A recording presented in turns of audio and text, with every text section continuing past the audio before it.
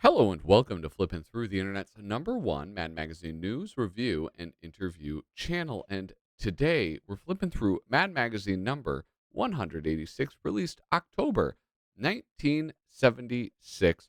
Our price 50 cents, which is indeed cheap. But before we do that, please remember, hit like, hit subscribe, leave a comment down below. That's the best way that you can help this channel grow. And we want it to grow. God damn it. I'm setting goal. Wait, how many subscribers am I at? I'm at like 700 by December, by Christmas. No, that's like, right? Is that attainable? 700. Give me a 700 subscribers by December 25th. We'll see.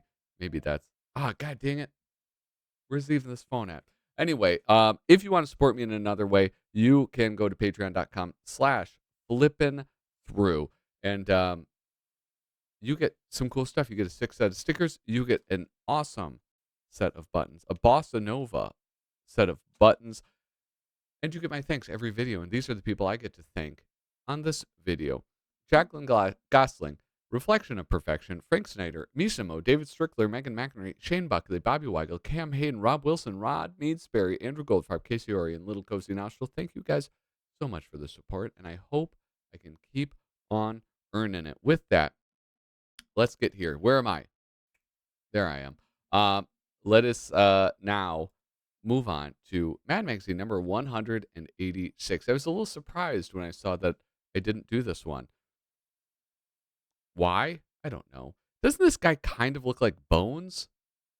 I mean, I know it's Spock, it's Leonard Nimoy, but it also, look at the eyes. There's something Bones like. Did Jack Rickard like get confused halfway through? Maybe he painted Bones and they were like, "No, we want Bones, you bonehead. Fix it." And so he fixed it. He turned it into Spock because they didn't want Bones. I think I kind of flipped those, got them mixed up. But then look at that. I think it was supposed to be Bones, honestly, because then he's Spock. I bet you anything. I'm willing to bet money that the story behind this cover is that it was Bones. Hank McCoy was his name. Is that it?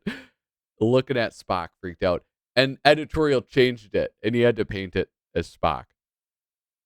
I'm not the only one that sees that. Leave a comment down below if you think it was Bones. Leave a comment, Bone Zone, if you think that that was Hank McCoy. I'm not a big Trekker or Trekkie. This special in this issue, the Mad Star Trek musical. Not a big Trekkie. I enjoy it, especially this series is really good. It's actually like, it's very good. It's not, I don't find it too campy. Here you have the Don Martin Give 'em Hell election year stickers, our latest full color fold out bonus. This actually came up. I was talking to somebody about I was talking and somebody left a comment about the Give 'em Hell thing. Maybe it was the last live stream. Um, Help the mentally incompetent reelect your congressman. Express how you feel in the voting booth. There's piss. Vote intelligently. This really sums up how I feel about voting. Let's get rid of crooked politicians. Pull down lever 3C. You know what's funny is, like, I feel as though if you publish stuff like this, they would they would have they would be upset. And by they I mean politicians and people who are like into politicians. They'd be like, "Oh, I can't believe Mad Magazine would threaten the lives of politicians. Our public servants? Our public servants? Oh, goodness me. Well, I never. Somebody think of the children, please." You guys see what I see. You're a longtime viewer. You know this. I love that suicide humor. Why kill yourself? Just because you missed the last issue at the newsstand. Subscribe to Mad. It's funny. What's funny is that, I mean, it's kind of the joke in all of these. It's like the most roundabout way of killing yourself. He could just jump, but instead he's kicking Joe's lunch pail off of that. I really should get off my ass and to like make a an encyclopedia of suicide gags. Maybe that's how I could contribute to Doug Guilford's Mad cover site. Wouldn't that be fun? Is that I would collect all of it and it would say it would be a new thing. Content, search, issues, idiots, reprints, features, suicide. Just up there, right at the top. That'd be fun. I bet that people would love that. Um, Here's a little self portrait. Paul Peter Porges and Jack Davis are Mad's excellent grin reapers. Paul Peter Porges is great, and he said it has such a weird style, so it's kind of fun. Um, oh, look at this. Some graffiti from the previous owner of this, all colored in. Look at there's Keep on Trekking, the Mad Star Trek musical, written by Frank Jacobs, artist Mort Drucker. Look at some little kid decided to color in. They were like, "This isn't good enough. There's not enough gray in this magazine." So I'm going to take my number two pencil, HB, and color it in. Good for him or her. Anyway, Captain's Log. What is this? Sung to the tune of "Send in the Clowns." I don't know. I don't know that. I only know um, the refrain. I don't know that one, so I'm sorry I can't sing it. We'll have to move on to another one. Here we go. The Age of Aquarius? I don't know that one either. How about this? The Sound of Dude, they're doing like all the hits from the 70s. But I don't know any of these, unfortunately. I do like this like layout, all of this stuff. I don't know, maybe there was like some type of music video type thing that accompanied it and that plays into it, but it's pretty cool. Don't forget Star Trek had some pretty good whoa, look at this. Um Sorry, I'm speechless. That's such a sexy panel for a Mad magazine. Um m- Uhura would play songs. She played a song and was very flirtatious with Spock. And I know I just said I'm not a Trekkie or a Trekker, but I know like if you're watching this, you might say like, wait a second, it sounds like he actually knows quite a bit about the television show. I just have a good working memory. That's all.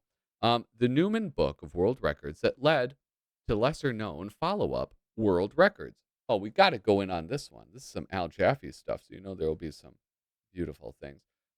The famous official world record. The world record for eating chocolate bars was set by Lydia Ann Snavely of Scroon City, Idaho, who consumed 187 6-ounce Hershey milk chocolate bars in 37 minutes on December 20th, 1974. The lesser known follow up records, the world record for acne was set by Lydia Ann Snavely of Scroon City, Idaho, who suffered 911 eruptions of facial pimples, hickeys, and blemishes between December 20th and 26th, 1974. Um, the what a dope! I didn't even slide this. You guys didn't get to see the beautiful artwork. I apologize. This one a little bit easier. The famous official world record, the largest diamond ever discovered, was found by Mervyn X. Waxbush, who uncovered a stone that weighed 455 carats in a field outside of Pretoria, South Africa. South Africa. March 3rd, 1922, the diamond was valued before cutting at nearly $5 million. Imagine that cost today. De Beers got to him. The lesser known follow up record, the world record for marriage proposals received by a man, was held by Merwin X.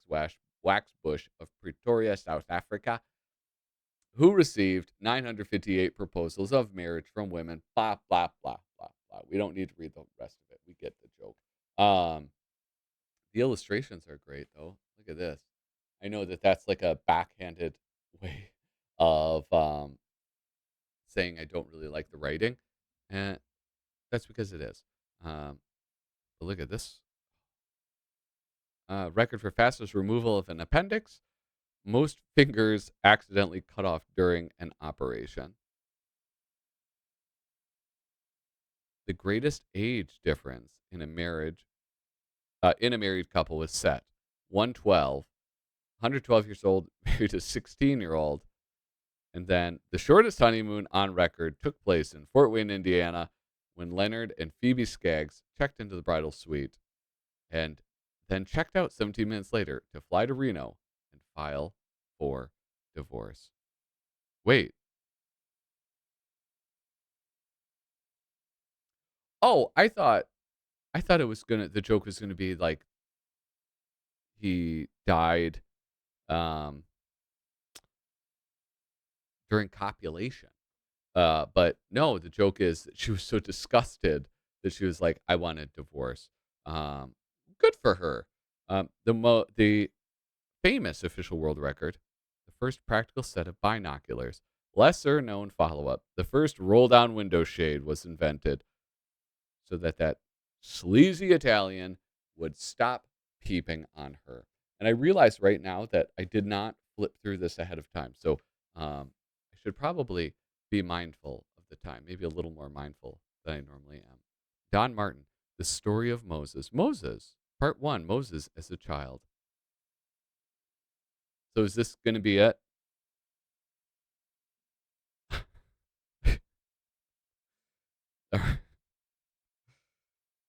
Here's my new boutonniere.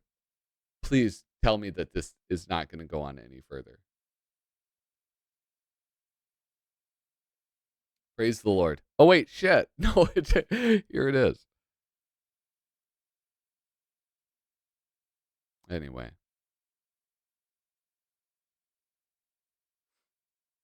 Oh, here's the joke. Oh, wow. What a neat trick, Moses. You part the waters. We all run through. Then, when the Egyptian army tries to follow us, you close it up. He says, close it up? Because he only practiced splitting the sea. Anyway, Mads, do it yourself. Howard Hughes will. Oh, oh, sorry, guys. I'm going to skip that one. And oh no, I don't have time for the lighter side of. Oh, I'm sorry, guys. Next time, okay. Next time we'll do it. Here is. I actually thought about Antonio Prohías earlier today. I was thinking about the National Lampoon Spy versus Spy knockoff and how in the signature line instead of writing by whomever. It was a mediocre um, take on Spy versus Spy, but that's not the purpose of it. The real joke was in the signature line, and in the signature line in Morse code was "fuck all goose," or I think it was "fuck," or maybe it could have been like "death to all." I think it was "fuck all gusanos," and gusanos is this uh, disparaging term for people who left Cuba, who fled uh, communism and Castro. Like it was like they turned their back. So it was like literally it means a worm, and so you are a worm for having run.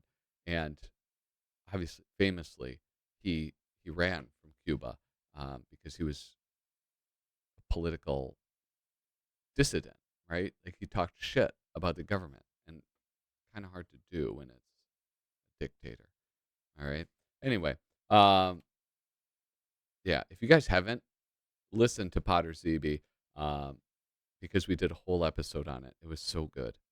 Mad's election year, Mother Goose. Um, who wrote this? Frank Jacobs. All right. I feel like we haven't given Frank Jacobs love in quite a long time. Let's look at Humpty Dumpty. And listen, in the U.S. right now, we're ramping up for election season. So this is apropos. Humpty Dumpty made an address. Humpty Dumpty hollered, spend less. All the conservative voters agreed that Humpty in office was sure to succeed. Humpty Dumpty spoke to the poor. Humpty Dumpty hollered, spend more. All of the liberal voters concurred that Humpty by far was the one they preferred. Humpty Dumpty stays on the fence. Humpty Dumpty knows this makes sense. He'll win all the voters up north and down south by making full use of both sides of his mouth. That is a little harder to do nowadays, though, with the internet and just like unfettered access to politicians. Sing a song of issues, Crooked Man, Jack and Phil. Oh, here we go. Jack and Phil work on the hill, two senators are they, but they pursue the work they do in quite a different way. Jack's a slob who muffs his job while Phil achieves perfection. It should be clear which one this year is up for re election. The other day upon the stair, I saw a man who wasn't there. He wasn't there again today. I think he's from the CIA. CIA. How many spies do you think you've met in your life? More than you think. That's what the answer is. Despite the crooks unbeatable. I'm not familiar with this, but the rhyme and the poem structure is just so easy to read, because it's like a children's poem. Um, Despite the crooks unbeatable, those creepy clods unseatable, with dirty deals despicable that make the voters trickable, despite folks made insensible from views incomprehensible, in speeches unendurable, by party hacks incurable, despite campaigns regrettable, with promises forgettable, despite the rumors spreadable, our system works. Incredible. But does it work? Sorry, guys. I got to stop being so political. I have to stop being so political. Okay? No more. All right? No more politics on this channel. This is a family channel. And what a time for a Mad magazine to be alive when you have Jack Rickard. Um, Golly, he can draw a lady, right? Am I right? What is this? Something of the year? I did. You might think that I've read it, but I didn't. Mad's Packager of the Year. I feel like I've had a lot of these lately, or things like it. Always, always a different interviewer, always a different interviewee. I think it's just dreadful that you channel all your energies. Energy. That's where it is today. Everything is battery operated. Profit thy name is multi-pack. Look at this winner, our best selling 3-pack. Is it the best deal for the money? The worst. Most gadgets that operate on this size battery need either 2 or 4 batteries to run it. By packaging them only in sets of 3, well, you can see what it means. They can save the extra and dead before they ever get to use it. It's 3-pack time again. Ooh, snack food is a tribute to modern packaging. How come? We take surplus corn, potatoes, and cheese that sells for 25 cents a pound, package it, and sell it for 95 cents a half pound. Then we pump so many chemicals into these things that kids can either eat them or use them for experiments. If you're ever camping and you have Doritos, you can use Doritos as a fire starter. Like if you have a lighter and a Dorito, they burn really well. It's good kindling. Has anybody ever really heard a drunk in a nightclub tell them, "Play melancholy, baby," or a ragged beggar ask, "Brother, can you spare a dime?" Or a newscaster say, "Flash," or someone bound into a room and say, "Tennis, anyone?" Or a bartender shout, "Drinks are in the house," or a lumberjack yell, "Timber," or a police radio bear, "Calling all cars, calling all cars." This is a weird one. Who is this? Jerry DeFuccio, writer Larry Sharp. Photo research by Jerry DeFuccio.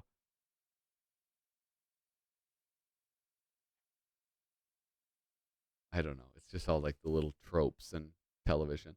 It, you recognize this fella. You know him. You love him. His name is George Woodbridge. All right. Um, the changing attitudes of the American family from the early 1900s through the middle 90s, right on up to today. Early 1900s, middle 1900s.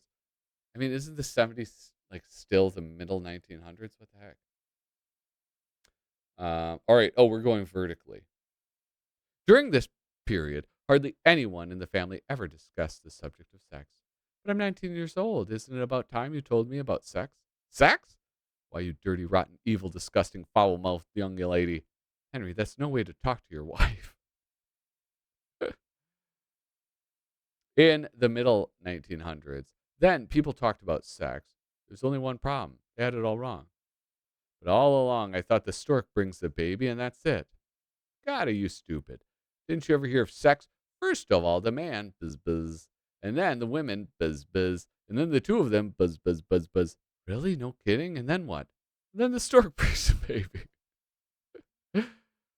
Uh, Nowadays, of course, everybody talks about sex. Everybody knows about it, and practically everybody's doing it. Mom and I are proud of you, Anne. We heard that you and Steve were the only students in the history of your college who didn't go to bed together on your first date. That's true, Dad. But we did make out on the couch, on the floor, on the beach, on a set of trapezes in the school gymnasium. What a dirty, rotten, evil, disgusting, foul mouthed young lady. Anyway, let's zoom out a little bit. Religion, respect. God, these George Woodbridge things, I don't know. It's fine. Uh, oh, I think this is reactionary, right? Is that what this is? I think Kyle Bridget, um, my podcasting partner, taught me that word. Reactionary. That's what this is. Everything's bad now. It was like better before. I don't know. Holy smokes. All right. How about profanity? These illustrations are really cool, though. I do have to say that again. In the early 1900s, in those days, very few kids used profanity, and if they ever did, the roof would fall in. What's going on, Abigail? Little Theodore said a dirty word, and Mother's washing out his mouth with soap and water. And then, in the middle 1900s, then all kids were using profanity, except they never dare use it around the house. What are you doing in there, Marvin? Smoking a cigarette, drinking booze, reading a dirty book, and other things. All right, that's nice. As long as you don't curse. Nowadays, it isn't even worth discussing. You're nothing but a blank and a blank and a blank, not to mention a blank. Good Lord. Those are absolutely the foulest words I've heard since I left the Navy. Please keep your voice down. Do you want the kids to hear you? Hear me? Who do you think taught them to me? I don't know. Who? Christ, it's still going on. Damn, this must have been a huge payday. Larry Siegel? Larry Siegel, where was your editor, dude? My God. That was 5 pages of that? Was that necessary? Almost 6 full pages of these. I don't know. That should have been slow news day, as they say. Infractions we'd like to see called in everyday life. We saw this really recently with like the NFL thing. Uh, Infraction, holding, call, holding. The penalty, have to listen to one's own drivel for a whole evening. Dude, there's a reason why I don't watch these videos. All right. I don't know how you guys do it. The infraction, call piling on. The penalty being barred from the use of the bathroom for the duration of the event. That's kind of fucked up. The infraction, ooh, tripping. Penalty, 340-pound return stomp. Oh God. Look at that though, that Jack Davis illustration with this big oaf. One thing I like about Jack Davis is like his characters, a lot of his characters will have different geometries. Like that big oaf compared to the referee. The infraction, call, pushing, penalty, being forced to miss the next 2 commuter buses. Infraction, the call, interference by grandma, typical grandmothers. The penalty, having to spend 1 week alone with the little darlings. And finally, infraction, fouling, enforced exposure during the heat of summer. You guys know how I feel about dogs. Foolish. What is this? Beautiful illustrations by Angela Torres, you dope. Foolish. What is this? Who is that? Why does that guy look familiar? What is this? Is this Phyllis Diller or something? Hi there. Remember me, that adorable nincompoop from the Mary Taylor Made show? Well, I have my own series. Oh, Phyllis, I think is what this one was. Right? Phyllis? One day at Mount Rushmore. This is one he's gone back to, right? There's the one so wait, he's done all kinds of Mount Rushmore ones. There's, like, the dentist one or the barber where he comes and, like, trims nose hair. There's the one where they're, like you see their asses sticking out in the back, and then there's this one with their legs down at the bottom.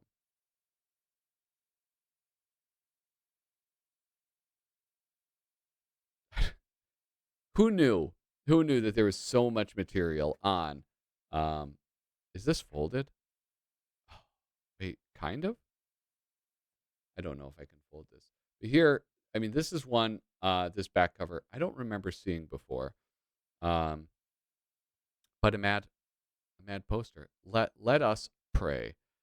Last gasp aerosol destroys ozone layers, irritates skin and eyes, clogs lungs and bronchial tubes. Kind of a cool effect, like early Photoshop. Obviously not Photoshop, but like what, however they did that. That's pretty cool. I like that. Looks pretty nice. Anyway, you guys, that's 26 minutes down, and one more issue of Mad that we have read through together. Remember, hit like, hit subscribe, leave a comment down below. Thank you so much for watching. Toodaloo.